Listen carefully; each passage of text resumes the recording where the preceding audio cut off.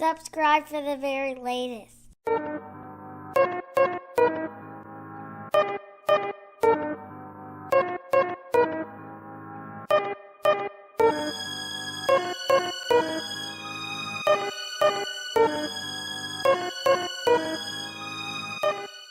But we're going to move on, and we're going to move on to our top 10 series. I'm excited about this, man. Me too. Trim, so listen. Me and Trim have been having some discussions behind the scenes, man. Right?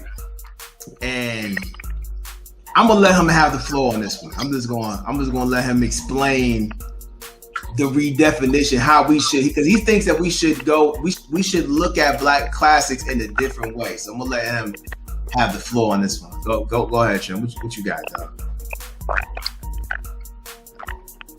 What is your definition of a classic or a Black classic? What is it gotta have? What is it gotta have to make it a Black classic? Black. Black. I mean, you can't really define it, but you know it when you see it. A Black classic is just like, okay, I'm just gonna give y'all one. I'm gonna give y'all one a free. A Black classic would be Harlem Nights, and I'm gonna tell you why Harlem Nights is a Black classic for me. Always will. The cast, the humor, the comedy, just the cast, like all of those people in the same room. The plot, just everybody at that time was either like famous at the time or just famous forever. You know, like Red Fox. And most of them are passed away. You know what I'm saying? So that's a classic to me because that will never happen again.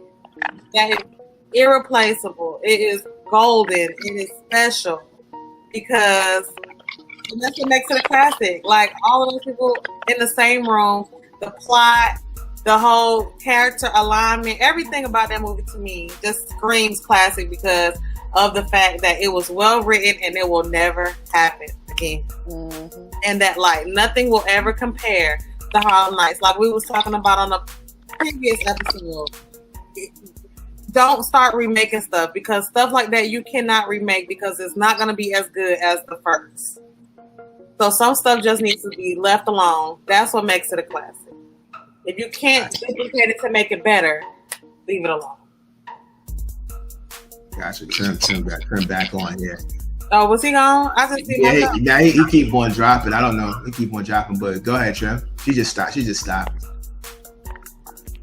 Nah, my bad. Technical issues, man. We're still trying to work out this whole thing. Can y'all hear me? Yeah. Cool. All right. So I heard most of that say I appreciate that. So I know the first thing we always say about what a Black classic is got to have the all Black star cast, the black everything. It's got to have mostly Black, all this stuff going on. But how I feel is we should just look at how we're looking at Black classics. So like, okay, so we'll say Harlem Nights was a Black classic movie. But you won't say Glory was a Black classic? And why won't you say Glory was a Black classic?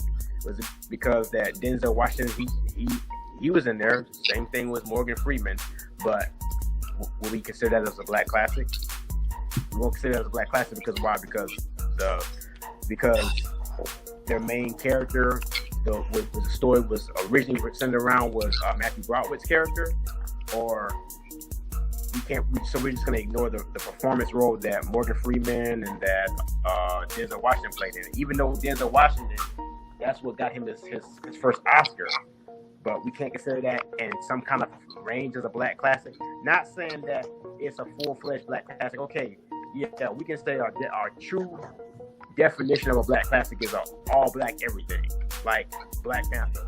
But when we fail to realize or reevaluate, like, you know, what we consider aspects of a Black classic, this is my just belief. I feel that we leaving things on the table for and to not be claimed, to not be looked at. And I feel like by us doing that, we're doing a totally disservice to us as a culture and us as a people, because we're giving up everything else. We've been giving up everything else in history So we gonna give that away too. We're not gonna consider that as part of being a part of us. I feel like I don't care how small it's been, I don't care how big it is, but if we touched it, and especially if we had a big impact on it, we need to include it. But I don't think that. But What's up? I don't think that makes it a black classic. I think that would just make it a classic. Like I don't think we can. But I don't. I don't. But and that makes it a classic, but it doesn't make it a black classic. I feel like people will list Glory as a groundbreaking role for Denzel Washington. Like, yeah, but I don't think that makes it a black classic. Because as you stated, the center of it was Matthew Broderick, right? Is that who it was? Whoever the star, the actual star of the movie wasn't black. So I don't think that could make it a black classic. But I don't think we would knock it and say it's not a classic, if that makes sense. That's just And see, that's what I was trying to tell him. See, this is why I'm saying that we need to rearrange our definition of what we call a black classic. I don't look at it as we have our definition in our minds of what a black classic is, but I think that we need to reevaluate and reorganize what we define as a black classic. So we'll call it a classic, but we can't call it anywhere on a range of black classicness. Nothing at all. We can range in the spectrum of black classic. I don't think that it limits the magnitude. And I say what like I don't think that it limits the fact that it's it does. I think it does. I think it limits the magnitude of what we call it. Glory.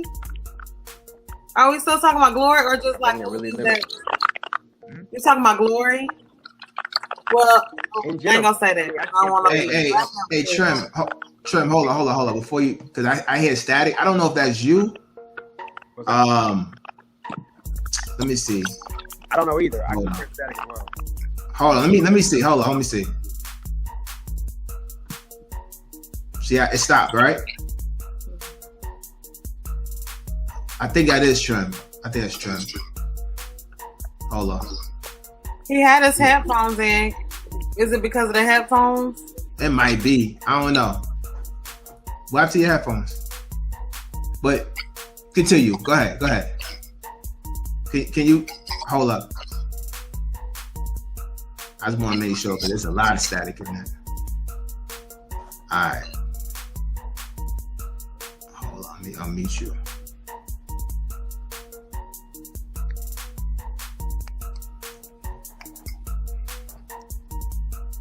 All right.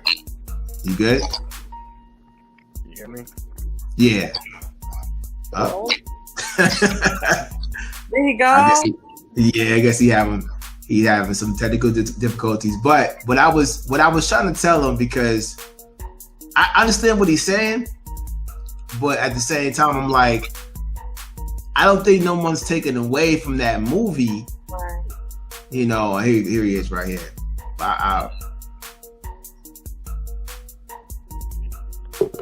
All right. Good. All right. My bad. Go ahead. I still hear static. But go ahead. It don't matter. All right. So, I mean, that's just my whole take of it. Like I said, Glory was just one movie. We consider other ones too, like The Green Mile. We won't consider The Green Mile as any type of level of a black classic because even though Michael Clark Duncan, why not? Because the main character was Tom Hanks. But I love The Green Mile. Michael Clark Duncan.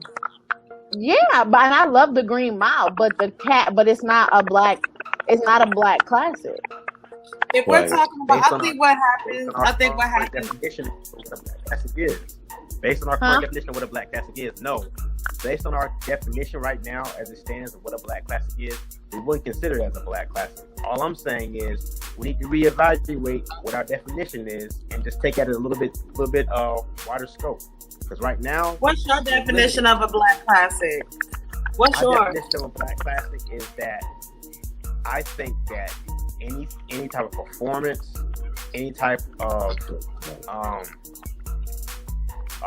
project put together, anything that we touched, whether it be the behind the scenes, a piece of anything, that could be examined on a scale of what a black classic is, not just if it is or isn't.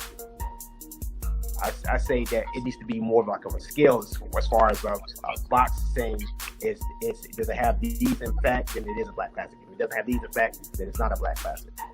We need to just reevaluate how we look at it. That's all I'm saying. I want to hear Walt. Walt, you get what he said though? And I was saying like it's like what Denzel Washington and Morgan Freeman did in that movie. I think it was a classic black performance as far as like showing what the soldiers went through during those times and bringing that on screen. I think that was important. Just like, I mean, we look at Roots like a black classic movie because it follows them and they're the main ones on the screen. But the tough part about Glory is kind of when you talk about it amongst black people, we like that joint with Denzel Washington and Morgan Freeman in it, but we don't necessarily say it's a black movie because it's like there was so much of we see what like the white people's play in it. Like you even see how like they was playing the black people in the movie. Like that movie, like a black classic to me. Like there's another movie that's kind of like that.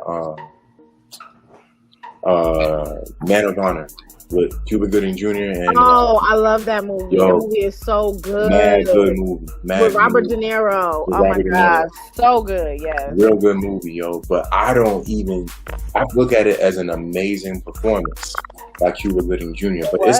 But it's a co-performance. It's not just Cuba. It's Cuba and Robert. And like you see like how they play off each other. I wouldn't just label it as black, but I do definitely think there's a space for us to highlight performances that were clearly like showing a black point of view, that was showing like that, and we should like highlight that, like Denzel and Gloria, which I think they did, like BET Awards and all that kind of stuff. But I'm saying like we should talk about like how the black people's role as far as like what we were doing, what was going on, how big the effect was, like in Glory, like in Men of Honor and movies like that. Like, yeah, that's what like I get it and I hear you, but I still to a certain point, I also feel as though if we start widening it, and like when you make it so broad that anything could be called a black classic, like it kind of waters it down and takes away from the uniqueness of it, or takes away from the definition. Because before you know, they're gonna be trying to make it's gonna be any movie that has one black person in it. Oh, that's a black classic. Like, no, that's not a black classic. That's not telling a black story. And then in actuality, I feel like what makes it a black classic is black people that have actually watched it. Like, unfortunately, ain't that many black people that have probably seen Men of Honor. Like, I'm just being, it's probably not that many people. So to call it a black classic, like, I feel like classic is something that when a group of black people get together can all relate to it. Like Crooklyn, that was a black classic to me. Like, The Color Purple, that's a black classic to me. I do not believe, nor do I see Men of Honor, Glory, like that being a black classic. What was the one with Lorenz Tate and Chris Tucker, Dead President? I feel like that's a black classic. Well, I'm about to say. But I can't go with you on that now. Yeah, Dead President. Now they saying they agree with you though. Dead President. Like that joint, like that was a black classic because it told the story of how black people were treated after fighting in what was deemed a white man's war, and then they're coming home and they're still not seen as heroes. They're still seen as they still struggling to even just get a job. So it's telling the story of a black person, that black people. That soundtrack. Right, and the soundtrack was dope. The soundtrack was hitting. So I feel like that's what, it's so many different variables that make it a black classic. But when you start broadening the definition to where you can make, as long as it's just one black person, they always gonna have that one token black person in a movie.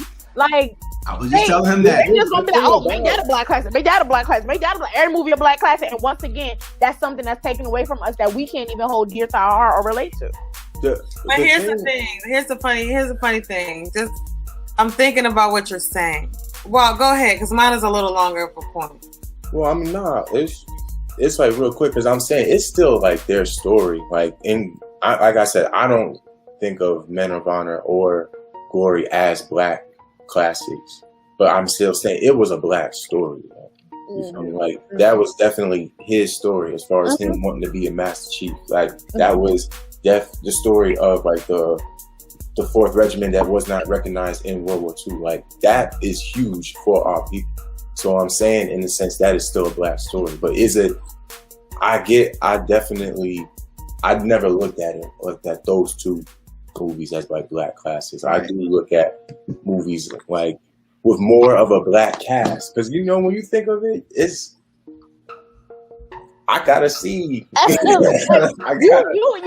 like you relate to it, like you feel comfortable with it. Like it's just sometimes it's a movie I be like, it look whack, but all right, this person in it, so I'm gonna go and see it. But do y'all feel like, okay, so just to Trim's point, because I get what he's saying, but I feel what Walt is saying. I think that kind of ties everything together. But is Get Out a black classic? Nah. Is Remember the Titans a black classic? No. Nah. All right, so Remember the Titans is one of them that's just like because Get Out was like, and I asked about Get Out, and it's funny because like black people can relate. That's a good one to bring up, though. That's a good one to bring up. Black people can relate because it's like it's so many subliminal you know. It's a lot. It's for black people. Like black people will probably be so uncomfortable in there in the theater. You know what I'm saying? Right. You know that might be considered a black classic. If you really think about it. Yeah. Get Out, nah, bro. Get Out. It could be. I know you've seen it. I know you've seen it. I wouldn't be mad at a person that says that's a black classic. I wouldn't be mad. Yeah, if somebody said that, I'd be like, yeah, I get you. I mean, that would make sense. If somebody said Get Out, and like Jordan Peele is just a genius in the weird. But I think him being the director is what will make it a black classic. And not to mention the storyline. It was not directly saying that these people are trying to taint the minds of black people and turn them into like crazy people. Turn them into stoic statues. Like that's how it was. Like you turn them in. But it was for us because when you sit in the thing, I love my Caucasian brothers and sisters, Lord knows. But if you sitting there and you are a Caucasian person and Get Out while they play that movie and all these people, you know what I'm saying? You're going to feel some type, like you feel, you understand reparations at that moment. You know? But that's why I asked the question, because Get Out is one of the, it was not it was 4 black people in the whole movie. Okay? Was it even 4? Yes, it was. It was the Buddy. You talk about, it was Daniel, the star. The star. It was Lakeith Stanfield. Security, yes. Yeah, it was Lakeith Stanfield. Lakeith Stanfield. Yes. It was 5. Oh my god! And then you had the maid. You had the dude that was running in the middle of the night. Huh? and then oh god! It was just them. Oh, and the security, the buddy, Latrell, whatever. I know he's my brother. Who saved his life. Right, he did. He knew something wasn't right because he knows something don't be right with them snow bunnies. But is that a black? You know what? And I also think that we need to kind of slow down on what the word classic means. It's age. It has age. It has legs. You know what I'm saying? Right. Invested in it. That's why I said that. That's why I said it, because I wouldn't be mad at somebody that said that, because that movie has potential to grow into something totally different 30 years from now. Mm-hmm. You know, like you said, there's a lot of things in there that we probably haven't even caught yet. You know, he was like inferences. Yeah, like it was crazy. Like just going back. And Jordan Peele, shout out to him. He wrote a like kind of guide to kind of point out little inferences that we didn't like, even like the pictures on the wall. So that's what I'm saying. Like it was like I could see that like down, like you said, down the line. That being one of those black classics that people was like, yeah, wow, was this what it was like in your day, Mom? You know what I'm saying? Like, right. I'm just thinking. But I say this and we'll close it out. We'll get into our top, you know, our top what we doing, black sitcoms, black comedy sitcoms, comedies and drama. So what I was and all the stuff y'all was saying, that's what I was trying to tell Trump, and what I was saying is that it's a good conversation. It's something to converse about because you know there are certain things that we should maybe broaden the conversation about it, but at the same time we have to understand that, you know, to I think, I forget who said it, but like we have our own, like for years, you gotta understand the root of the movie business, right? For years, people have suffered, had to when they were stars in the movie, they had to go, you know, enter the award ceremonies through elevators in the back, through the kitchen. You understand what I'm saying? Like it was a lot of stuff, a lot of history where you know the movie industry was taken from us and not giving us credit. They weren't treating us right. You know, I talked to Trim about Hattie McDaniels. But Gone with the Wind, how she was nominated and won, but they still treated her like she was less than a woman. You know, and that type of thing. So when and us as a culture, we have this thing where we're like, all right, fine, you know what? Y'all don't want us over here? Fine. We're gonna create our own title of what we think our culture is. So when you start saying, hey, you know what? Friends is a black classic because they had a black writer. Just saying, right? Just throwing this out here. Like they had a black writer, a black person was writing it. That you know, that pen was good, but it still didn't represent black culture, exactly. Nor did it have a black person. The only black person I remember that ever touched Friends, the screen of Friends, was Alicia. I know you're talking about On the Talk Tall. Yes, her. Yes, she was the only black woman and black person I remember that was on Friends. Period. There's nobody else I've ever seen on Friends. And I used to watch it like here and there.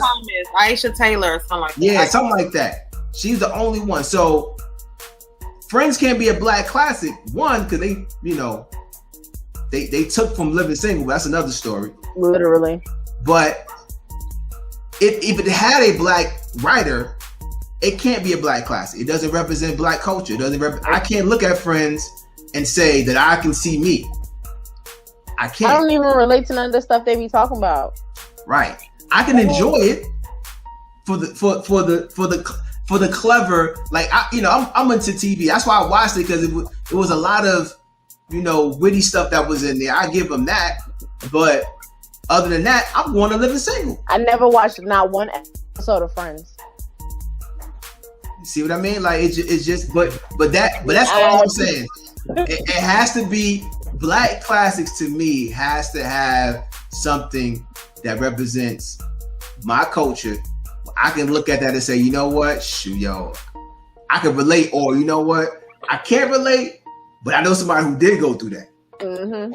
You know, something like that. But other than that, if you touched it or you got that token black person, which, like I told Trim as well, I was like, yo, you know why Whoopi Goldberg was in Ghost. She's a token black woman. And Whoopi knew that when she took the role. But she said, you know what? I'm gonna be the best token black woman in this thing. And she was like the black woman. You know what I'm saying? She had all the hair. Mm-hmm. You know what I'm saying? She had the big shoulder pads. They didn't water her down. You know what I'm saying? That's what I wanted that so bad for Trim. I really did. When we talked about that last time, I wanted that so bad for him. You did. You did. You did. He was so serious about Ghost, like, bruh. Where I was like,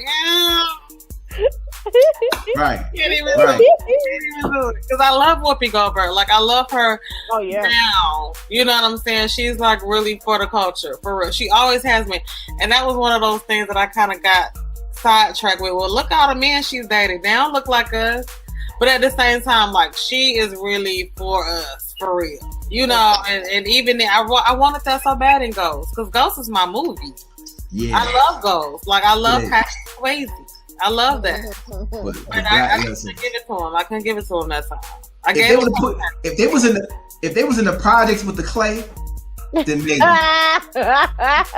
if they was in the projects. Ain't nobody molding the clay. Ain't nobody molding no clay in the projects. If they was in the 40 projects, or they was in Marcy, you know what I'm saying? They was in Queensbridge with the clay.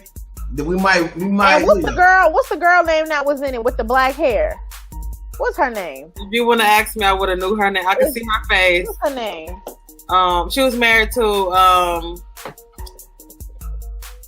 oh God, what is her name?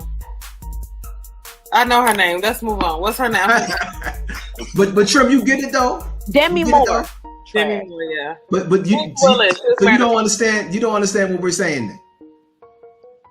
I think he fully understands. I think he does too. He understand. He just don't agree. Listen, my man been moving today, honey. He ain't got no fight in him. I can't talk. My mic's been muted about half the show, so whatever. You know why you muted. But static. But it's still static on my end. Still, when I'm listening to y'all. So we don't hear no static. All right. We don't hear no static. All right. But we working with the technical difficulties. It's all good. I mean, it is what it is. So, but yeah. So I don't know. Like I say, you could, I guess you would agree to disagree, but it has to. You cannot call. Like I said, you just can't call. You can't have a black writer and then say that that's a black classic. Because you just said if anybody who touched it. No, right? It's not that. Y'all, but that's what you just said, though. No, what I've been saying is we're brainwashed in our definition of what we see what a black classic is. So regardless of what anybody says to y'all have it in your minds of what a black classic is. You will not see anything else beyond that. All I'm saying is it needs to be reevaluated of how we look at a black classic.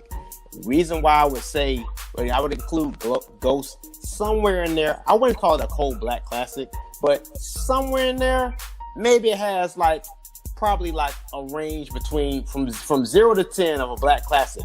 Maybe it probably has probably a 1 or 2 something else up there of black classicness. I wouldn't call it a full black classic like a whole 10, but maybe I would range it in there. I would get some credit in there, but it's on that level. It's the impact that we've touched in a.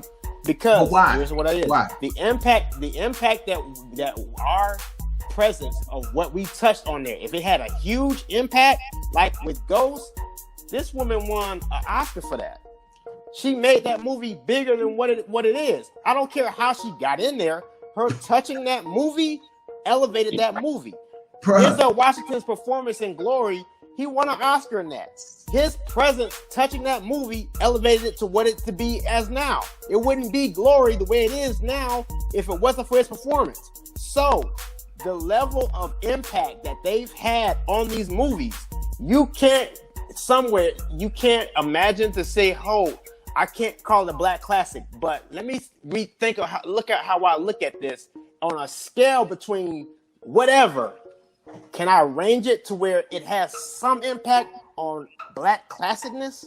Can I even examine that somewhere in that space? Like Walt said, we respect the performance. Okay.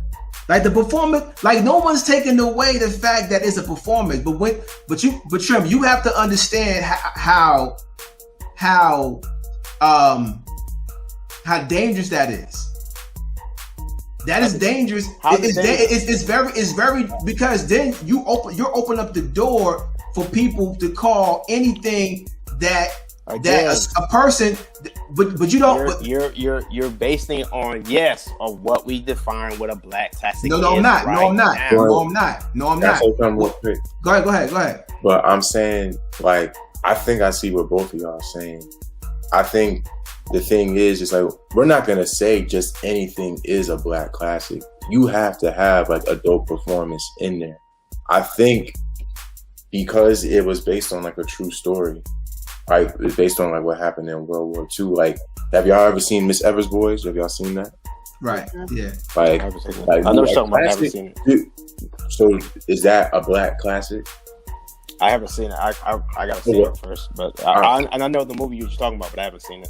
Is that what Cicely Tyson? Say what? Is that what Cicely Tyson? Angela Bassett's in it. Lawrence Fishburne's in it. I don't know about.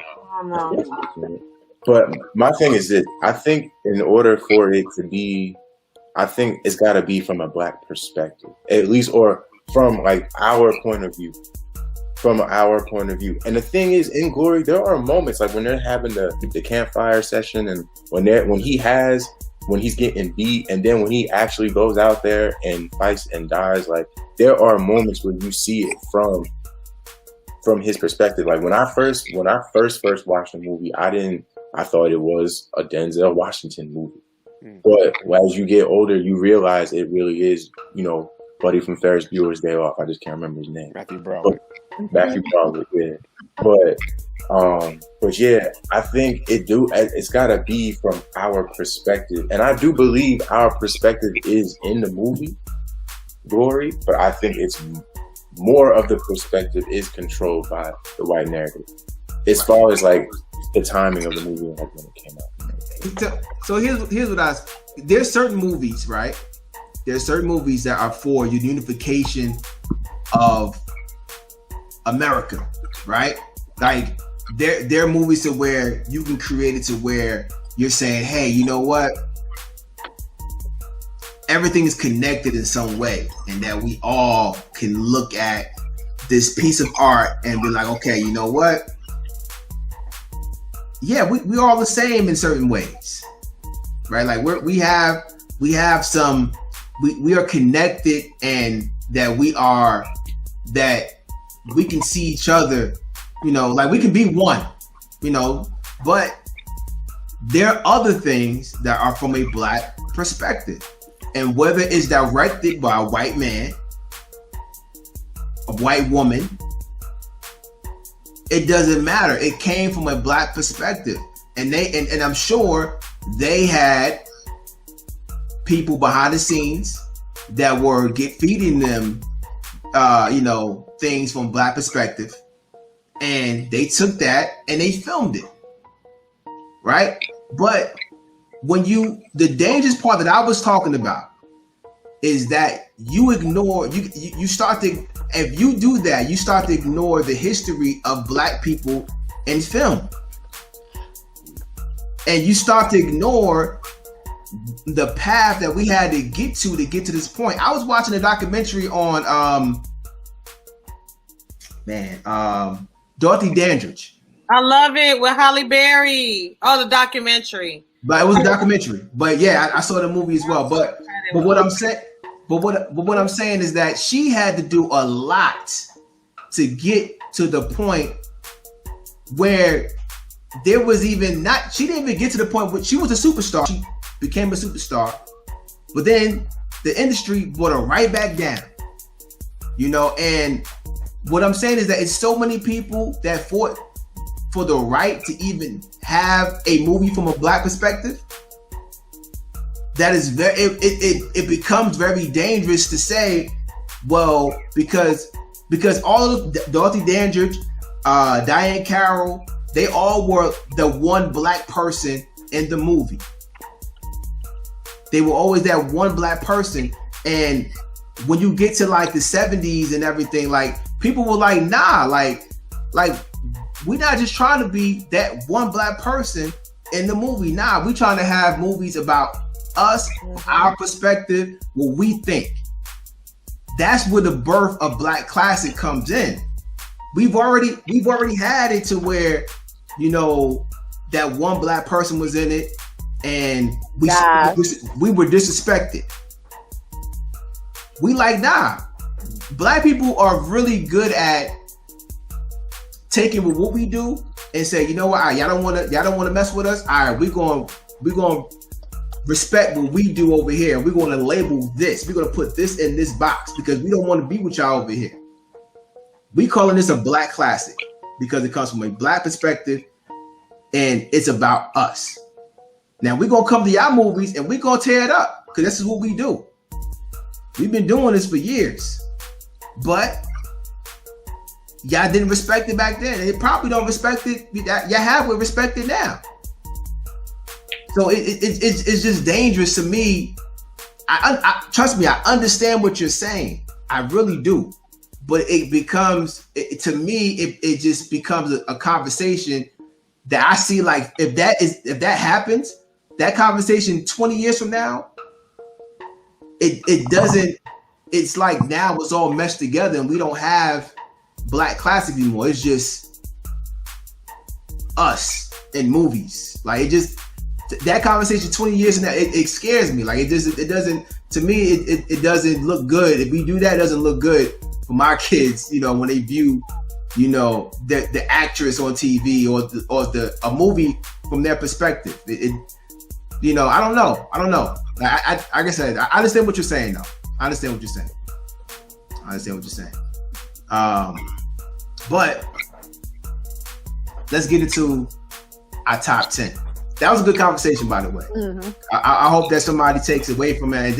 And like I said, I hope we maybe can add more to that definition without taking from what we do and from the movies that, you know, that come from our perspective, you know. But all right, so listen, top 10 comedies.